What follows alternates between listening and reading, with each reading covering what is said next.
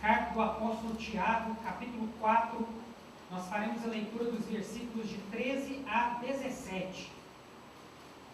Esteja atento aí às pessoas à sua volta, auxilie essas pessoas para que todos possam encontrar o texto bíblico. Carta do apóstolo Tiago, capítulo 4, versos 13 a 17.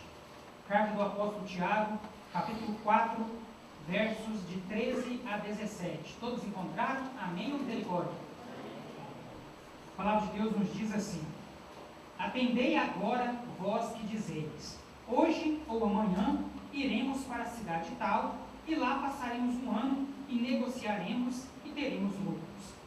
Vós não sabem sabeis o que sucederá amanhã, que é a vossa vida. Sois apenas como neblina, que aparece por um instante e logo se dissipa.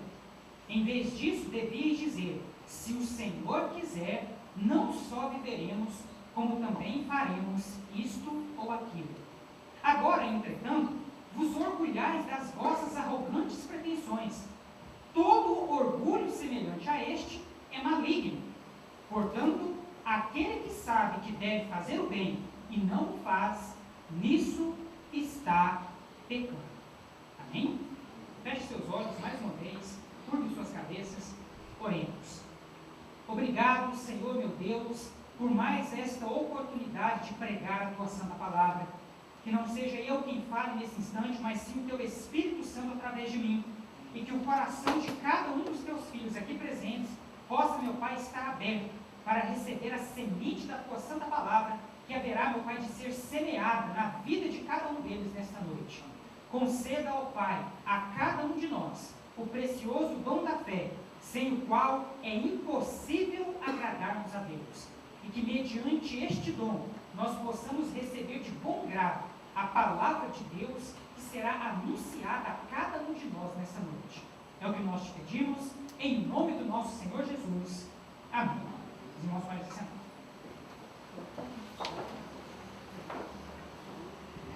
Meus amados, já há alguns dias que nós estamos estudando a carta do apóstolo Tiago. Tiago, meus irmãos, meio-irmão de Jesus, apóstolo de Jesus, nos deixou então essa carta que, teologicamente falando, está entre as chamadas cartas gerais ou cartas universais. Já há alguns domingos que eu também tenho explicado isso para os amados irmãos. Qual a diferença, por exemplo, da carta de Tiago da carta do apóstolo Paulo aos Romanos? A carta do apóstolo Paulo aos Romanos é uma carta específica. Por quê? Porque ela foi escrita pelo apóstolo Paulo aos crentes da cidade de Roma. Então é uma carta que tinha um destinatário específico. Já a carta do apóstolo Tiago, meus irmãos, ao invés de ser uma carta específica, ela é uma carta geral, uma carta universal. Por quê? Porque ela tinha como destinatários não uma comunidade específica, mas todos os crentes em Jesus Cristo, espalhados pela Galileia, espalhados ali pelas redondezas de Israel, da época em que essa carta foi escrita. E logicamente, meus irmãos, que esses foram os destinatários primeiros dessa carta. Com o passar dos tempos, os destinatários, não apenas dessa carta, mas de todo o texto bíblico de um modo geral, passaram a ser quem? Os crentes em Jesus Cristo de todas as épocas, inclusive eu e você. Então, há alguns domingos que a carta do apóstolo Tiago tem servido de base para as nossas meditações. Domingo passado, seu José, nós estudamos aqui, certo? Sobre a questão da origem das contendas, a origem do pecado no nosso meio. Além disso, nós estudamos também sobre a questão das petições. Nós, às vezes, não recebemos aquilo que pedimos de Deus porque pedimos mal, certo? E, às vezes, nós também deixamos de receber muitas coisas porque não pedimos a Deus. Então, Tiago nos trouxe aqui esse paradoxo.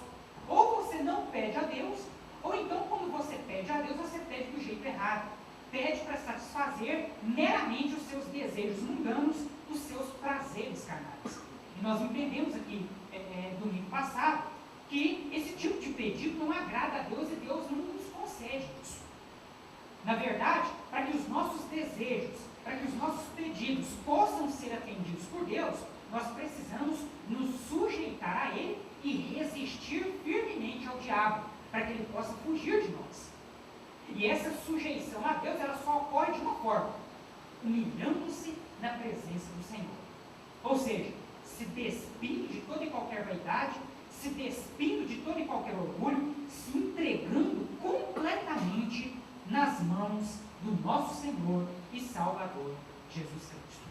Hoje, meus irmãos, o título dessa passagem aqui na minha versão é o seguinte: a falibilidade dos projetos humanos. É o mesmo título aí na sua versão? Com certeza alguns irmãos devem ter algum texto, algum título um pouquinho diferente. A minha versão, que é a versão revista e atualizada de João Ferreira de Almeida, traz como título para essa passagem dos versículos 13 e 17 o seguinte: a falibilidade dos projetos humanos.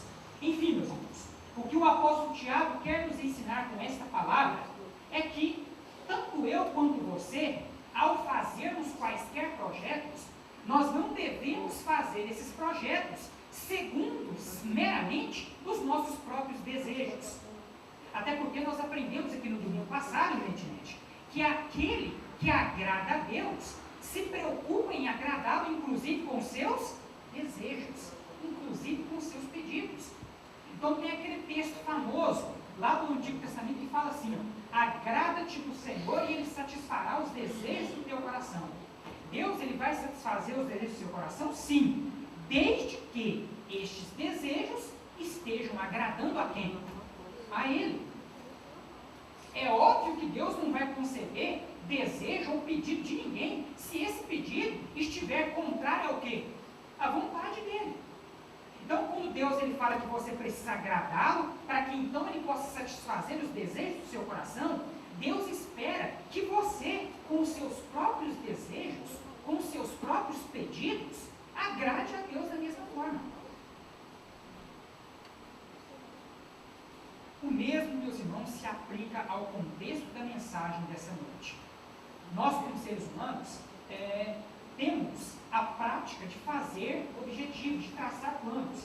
Com certeza, a irmã Luciene tem seus objetivos, o Felipe, que ainda é criança, tem os objetivos dele, o Alex tem os objetivos dele.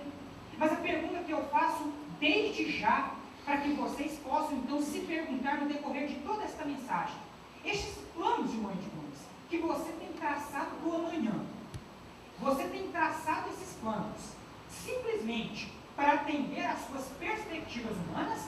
Ou será que você tem traçado esses planos tendo a certeza e pedindo que Deus abençoe esses planos, não de acordo com o seu querer, mas de acordo com a vontade dele? Os seus sonhos, para facilitar aqui o entendimento, são apenas os seus sonhos? Ou são também, irmão Gesmar, os sonhos de Deus para a sua vida? Quais são as suas pretensões para o amanhã? Será que você tem traçado metas para o dia de amanhã, para o ano que vem, para daqui a 10 anos, com base nos seus próprios interesses? Ou será que você tem levado em conta os interesses de Deus para a sua vida como servo de Deus, nos planos que você está traçando para o amanhã, para o depois de amanhã, para o ano que vem, para o seu futuro? Volte seus olhos para a Bíblia novamente. Vamos ver o que o apóstolo Tiago nos diz nesse sentido. Preste atenção no que o Tiago está dizendo aqui. Versículo 13. Atendei agora, vós que dizeis. Então o Tiago está dizendo aqui, ó, preste atenção, todos vocês que dizem isso, preste atenção. Hoje ou amanhã iremos para tal cidade, e lá passaremos um ano, e negociaremos, e teremos lucros. Tiago aqui, meus irmãos, está usando o exemplo de uma pessoa que está fazendo planos para o amanhã, de ir para uma cidade tal, construir tal coisa, ganhar dinheiro com tal coisa, enfim. Tiago está citando aqui como exemplo uma pessoa qualquer que está traçando planos para o dia seguinte. Certo? Agora vejam bem o que Tiago nos diz no versículo 14. Por acaso você não sabe? Por acaso você sabe o que acontecerá amanhã? O que é a vossa vida? Sois apenas como a neblina que aparece por um instante e logo se dissipa. Em vez disso, devias dizer: se o Senhor quiser, não só viveremos, como também faremos isto ou aquilo.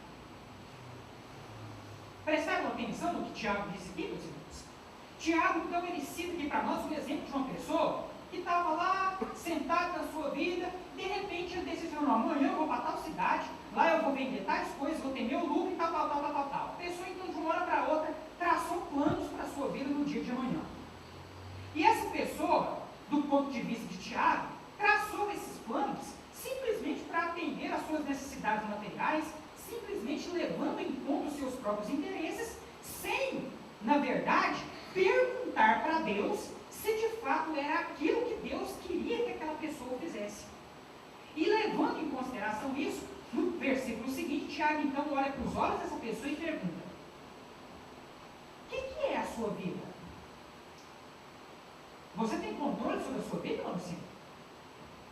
Você tem controle sobre a sua vida, irmã de irmãos? Você tem controle sobre o amanhã? Quem é você para dizer o que vai ou não fazer do dia de amanhã ou do dia depois? Você, por acaso, tem controle sobre a sua vida? E aí, para complementar isso, meus irmãos, Tiago vem e diz para nós aqui algo muito interessante. Uma metáfora que ele utiliza para servir de comparação com a vida do ser humano. Olha só o que ele diz. Sois apenas como a neblina que aparece por um instante e logo se dissipa. Tiago está dizendo para mim e para você que antes de fazer quaisquer planos para a minha vida e para a sua, nós antes precisamos parar e perguntar para Deus o que Ele quer fazer da nossa vida. Porque eu não tenho controle sobre a minha vida. Você tem, irmão? Você tem, Ednet?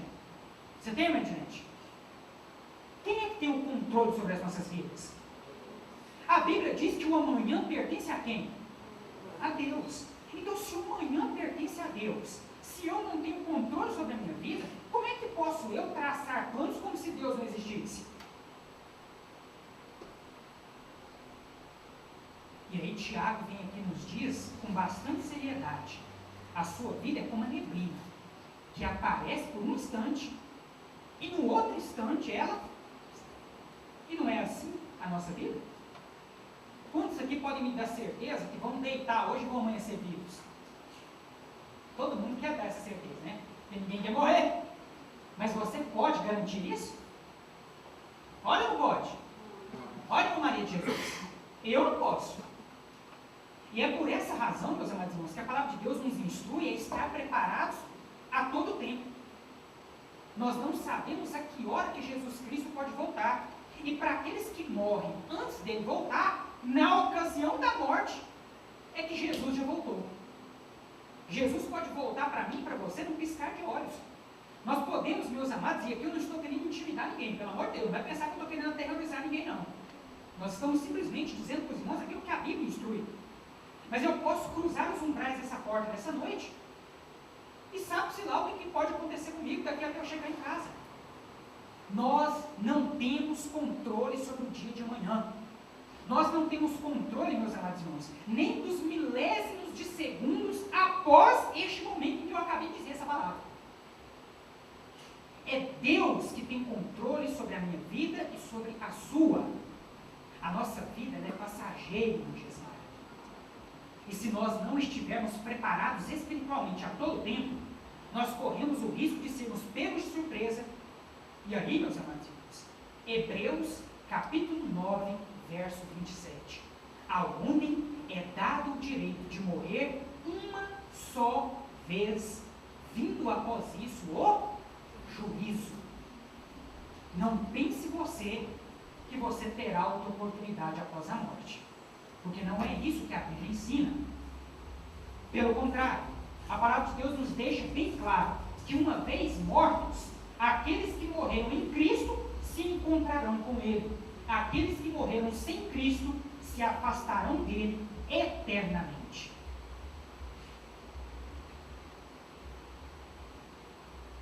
Agora, preste bem atenção no que eu vou dizer para os irmãos aqui nessa noite.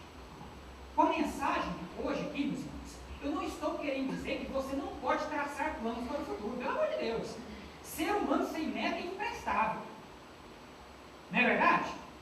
Quando nós concluímos o nosso ano aqui na igreja, nós fazemos aquela vigília de oração aqui, esperando o momento da virada, da entrada do ano seguinte. A maioria de nós cristãos, na hora que nós dobramos os nossos joelhos ali, além de agradecer pelo ano que se passou, nós já colocamos diante de Deus o quê? Os nossos alvos para o ano seguinte.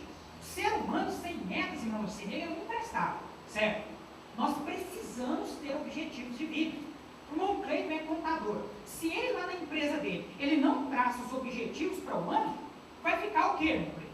Parado no tempo. Eu como pastor, eu como servidor público, eu como marido, eu como filho, eu tenho que traçar os meus planos. Eu tenho que traçar as minhas metas. Não há nada de errado nisso. O problema, irmão Josimar, está em traçar essas metas sem consultar a quem? A Deus.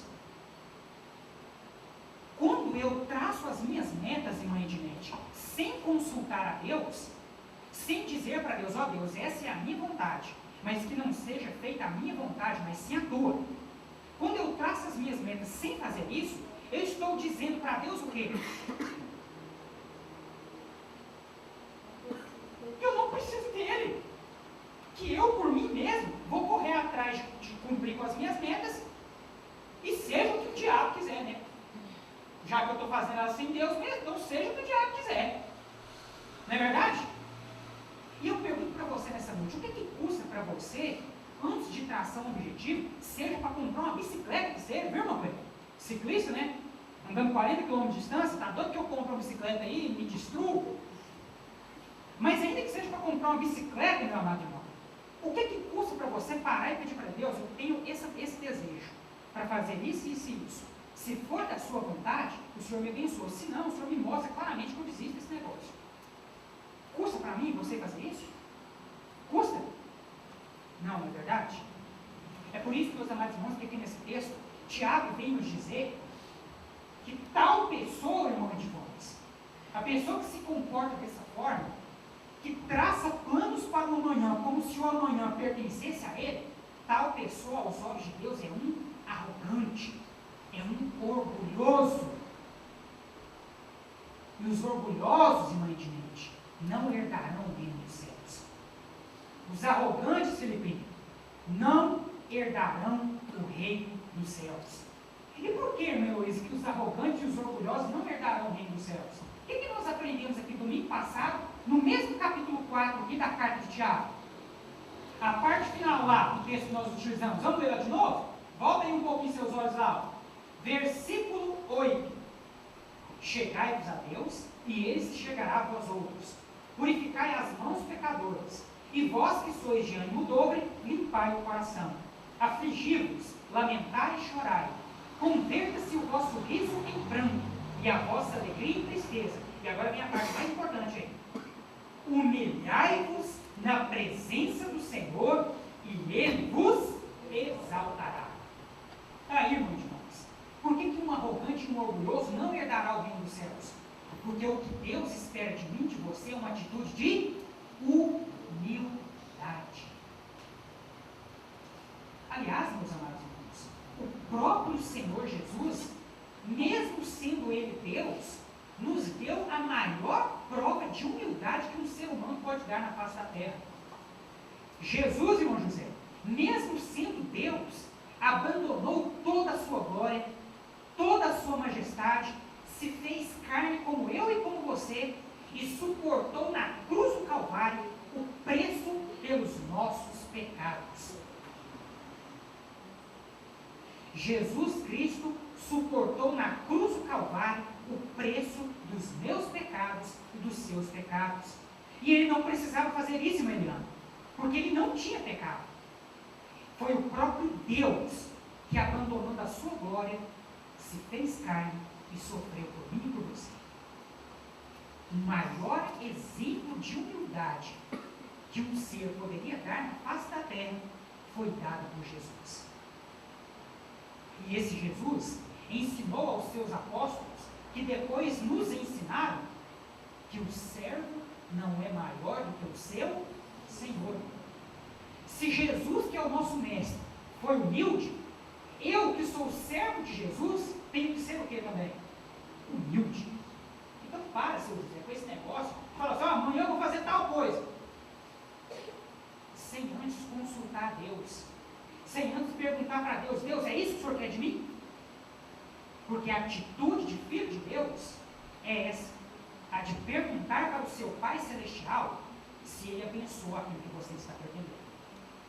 Eu gosto muito de citar esses exemplos práticos, meus irmãos, para facilitar o entendimento de vocês. Cadê o Geraldo Júnior? A Luciene está aqui, Mateus. Mateus, filho da Luciene. Se o Mateus, irmã Luciene, ele fala, vou fazer tal coisa amanhã e não te comunica, e esse negócio depois der errado, o que você faz com ele, Luciene? Pode falar alto, irmão. É para ele saber, já de culto. Dá-lhe uma taca. Não é verdade? Ah lá, o Geraldo Júnior está lá no final, lá, couro. Ferro na tábua do queixo, como diz o nordestino. Por que você, como pai, humanamente falando, espera que seu filho te comunique as coisas? Para que você, como pai, possa, inclusive, o quê? Ajudá-lo a conquistar os seus objetivos. E para que depois ele não acabe quebrando a cara sozinho. Não é isso?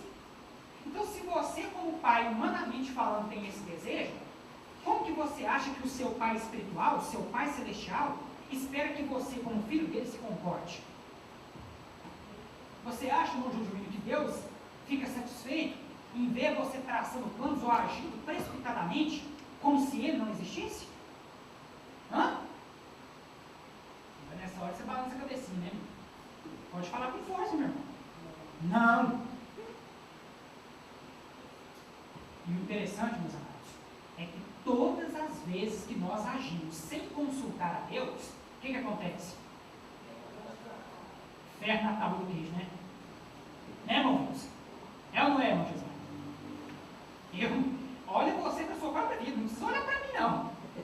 Olha você para a sua própria vida. Eu poderia citar inúmeros exemplos aqui na minha vida, certo? Que eu agi precipitadamente e no final, é como nos diz o livro de Provérbios: há caminhos que ao homem parecem direitos, mas que ao final conduzem a caminhos de morte.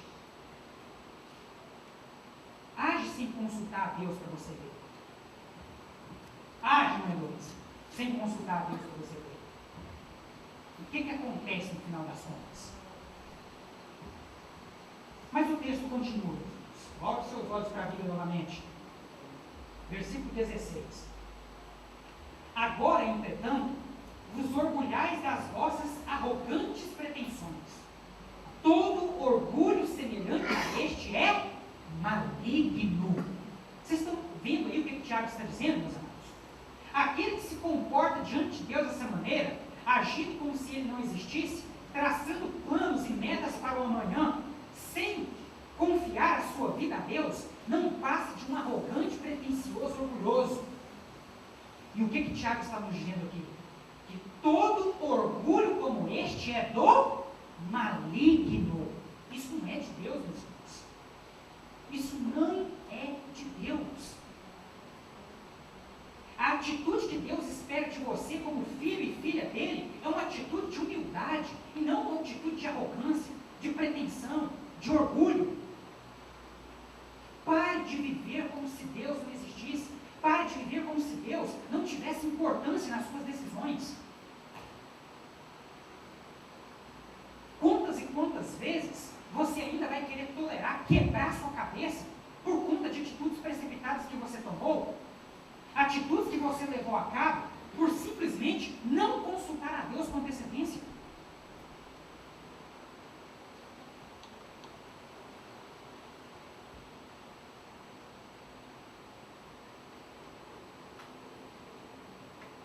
Não seja arrogante, não seja um orgulhoso aos olhos de Deus. O próprio Jesus, sendo ele Deus como ele é, não foi um arrogante, não foi um orgulhoso. Se você não consegue olhar para o exemplo do seu pastor, se você não consegue olhar para o exemplo do irmão que está do seu lado, olhe para o exemplo de Cristo.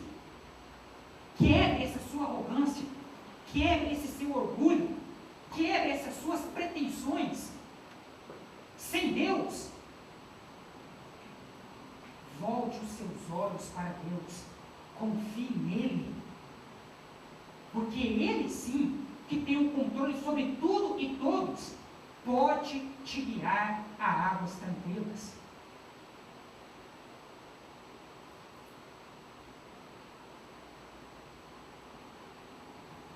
Em muitas ocasiões, meus amados, nós nos vemos perdidos em um turbilhão de problemas.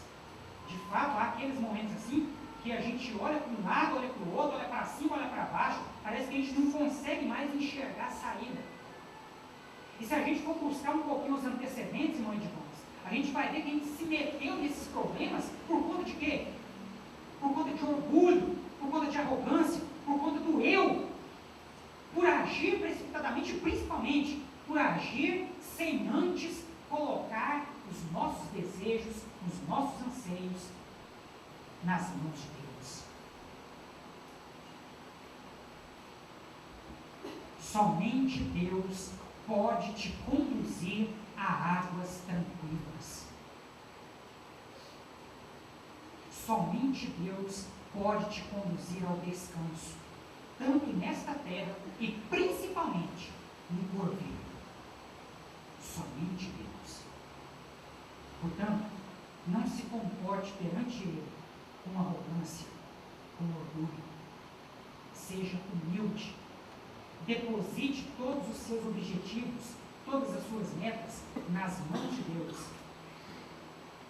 Jesus, meus amados, quando estava prestes a ser aprisionado,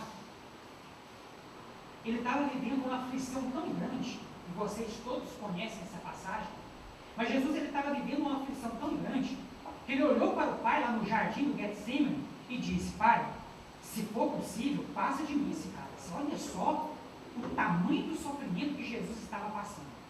Jesus sabia que ele estava para ser preso, Jesus sabia que ele estava para ser esbofeteado, Jesus sabia que ele estava prestes a ser crucificado.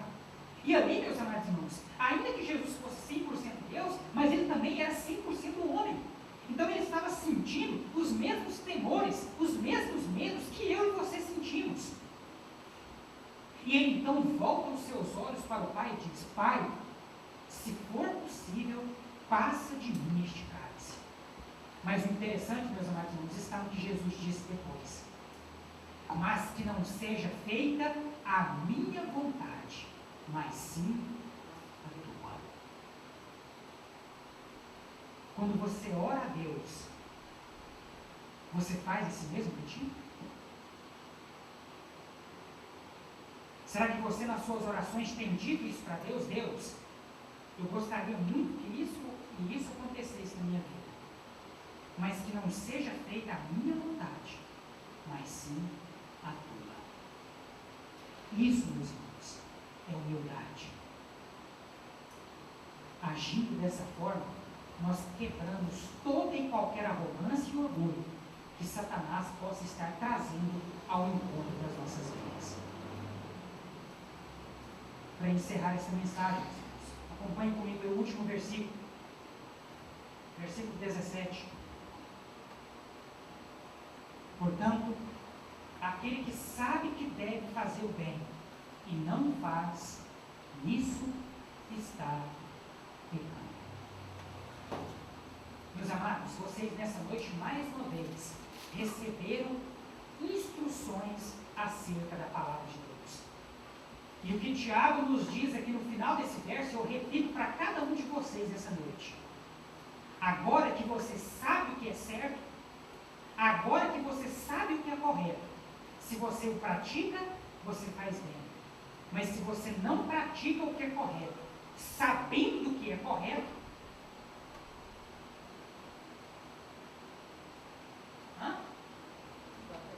você está pecando. Aquele que sabe o que fazer e não o faz, nisto está pecando. E nesse momento, meus amados irmãos, o que eu como pastor espero de cada um de vocês que ouviram esta mensagem, é que vocês busquem da parte do nosso Deus cada vez mais humildade, em todos os sentidos. Desde aquele momento em que você entrega a sua vida completamente nas mãos de Jesus, e depois que você toma essa atitude, que você passa a viver com esse Jesus, combatendo as tentações que esse mundo oferece, nunca se esqueça, comporte-se diante de Deus com humildade. Não seja arrogante, não seja orgulhoso.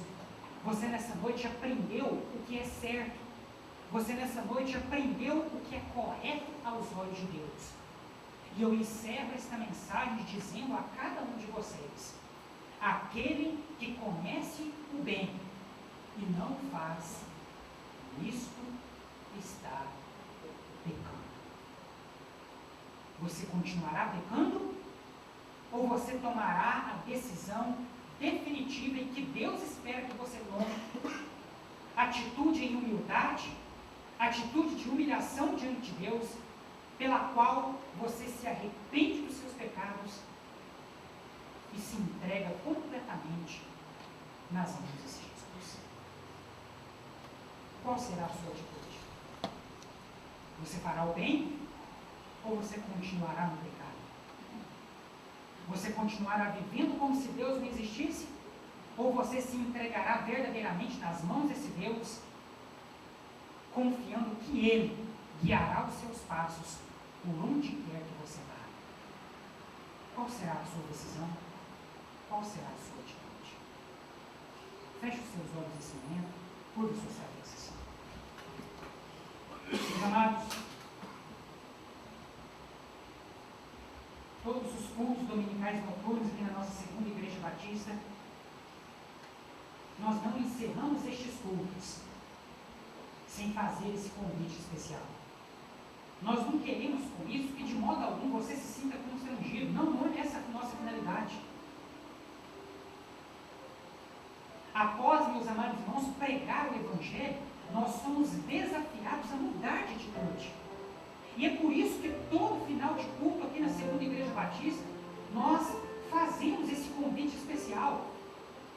Se eu encerrasse, meus amados irmãos, esses cultos e fosse embora para minha casa sem dar a você essa oportunidade, eu sairia daqui incomodado. E é por isso, meus irmãos, que nós damos a cada um de vocês a oportunidade de tomar essa atitude, de mudar de atitude diante da palavra que foi pregada. Mas nós não esperamos que você tome essa ou qualquer outra atitude dentro da igreja por constrangimento. A palavra de Deus, meus irmãos, nos diz que o Espírito Santo de Deus fala com cada um de nós. E é o Espírito Santo de Deus que nos convence da justiça, do pecado e do juízo. Você só deve tomar qualquer atitude religiosa ou espiritual na sua vida se o Espírito Santo estiver falando ao seu coração. Se você de fato está ouvindo a voz do Espírito Santo de Deus falando à sua vida, não perca tempo, mude de vida. Entrega o teu caminho ao Senhor, confia nele e o mais ele fará. A palavra de Deus essa noite nos desafiou a abandonar o orgulho, a abandonar a arrogância e a nos entregarmos humildemente nas mãos do nosso Deus. E é esse mesmo desafio que eu quero fazer para você nessa noite. Eu, como pastor, como homem, não conheço a vida, não conheço o coração de nenhuma das pessoas que estão aqui presentes nesse instante. Mas Deus conhece o seu coração. Você sabe daquilo que precisa. Você sabe da atitude de fé que você precisa tomar para que Deus então possa mudar radicalmente a sua vida, para que Deus possa então mudar completamente o seu viver.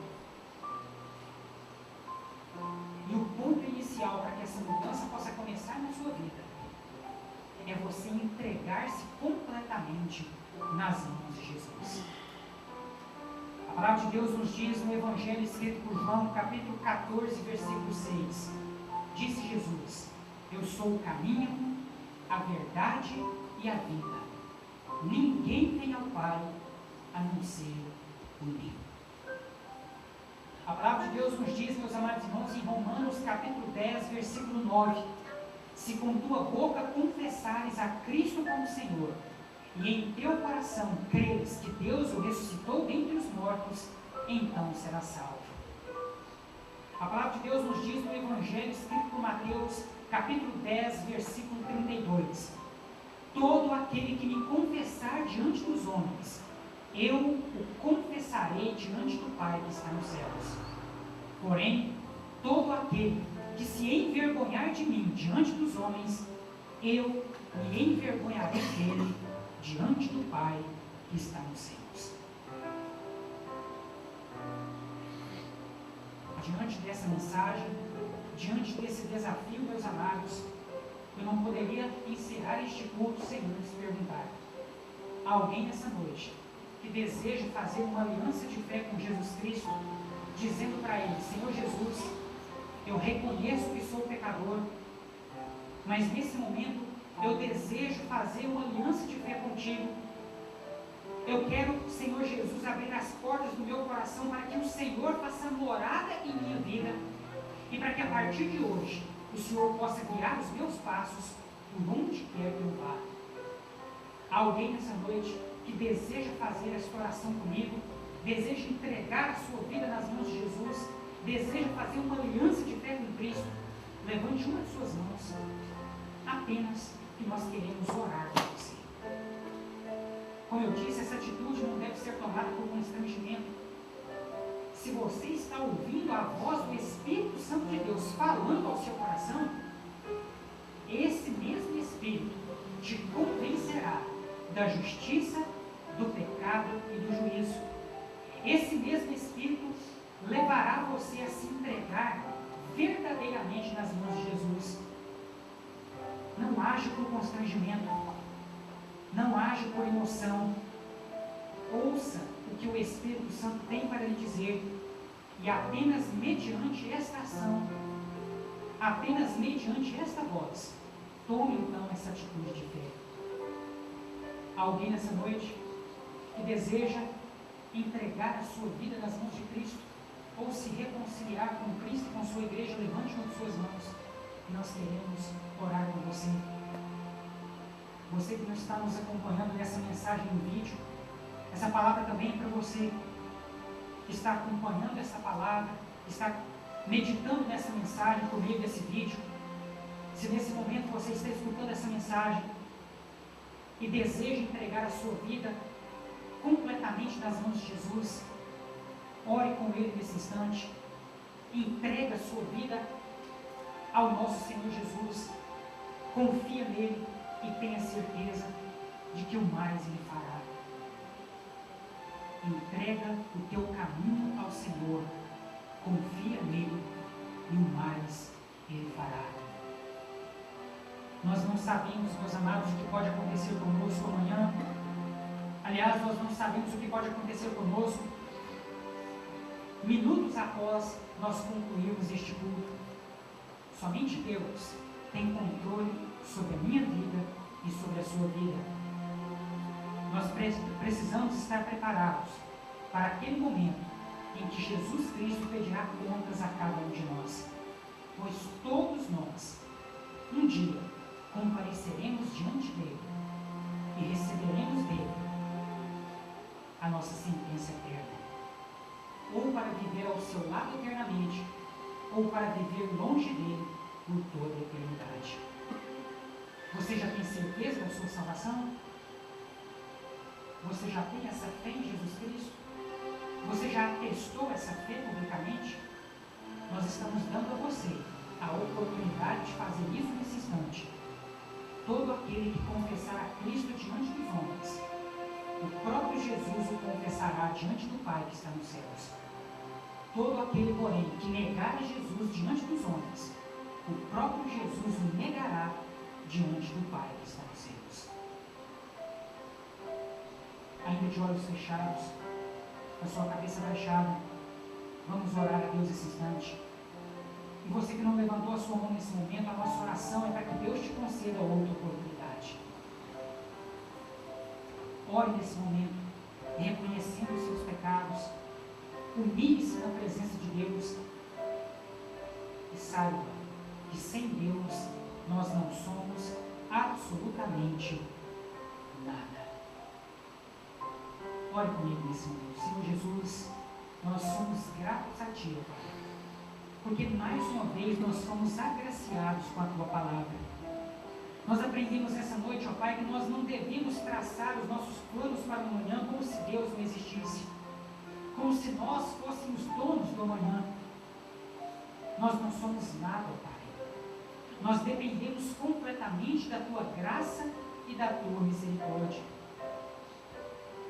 E uma vez, meu Pai, que nós entendemos que o Senhor tem total controle sobre as nossas vidas, que em todos os nossos pedidos, que em todas as nossas orações, nós possamos aprender, meu Pai, a pedir não de acordo com a nossa vontade, mas sim de acordo com a Tua vontade, Pai. Que a vontade do Senhor prevaleça na vida de cada um de nós, e que nós, dia por dia, venhamos a abandonar toda e qualquer prática orgulhosa, toda e qualquer arrogância, toda e qualquer ânsia pretensiosa, porque o que Deus espera de nós como filhos dele não é orgulho, não é arrogância, mas sim humildade diante da tua presença. Obrigado, Jesus, por mais esta mensagem. Essas pessoas que estão nos acompanhando pelo vídeo, que o Senhor, meu Pai, possa falar ao coração de cada uma delas, assim como a todos os irmãos e irmãs que estão presentes nessa noite, neste culto. E que esta palavra, por meio do Teu Espírito Santo, possa, meu Pai, levar inúmeras pessoas ao arrependimento, conduzindo-as à salvação eterna por meio da fé em nosso Senhor e Salvador Jesus Cristo. Obrigado, Jesus. É o que nós te pedimos, agradecidos. Amém. Amém, meus amados. Menos orgulho, menos arrogância, mais humildade.